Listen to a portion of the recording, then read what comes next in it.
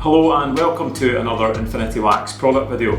In today's video we're going to take a look at Synergy Boost, our lance applied ceramic sealant.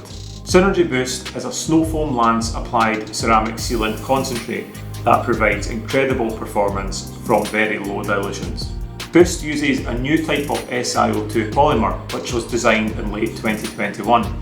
This MQ resin polymer provides unrivaled performance in the wet coat sealant class and has an additive to even prevent water spotting, something that is a common problem with other lance applied sealants. Synergy Boost gives insanely hydrophobic performance from a fast and easy application.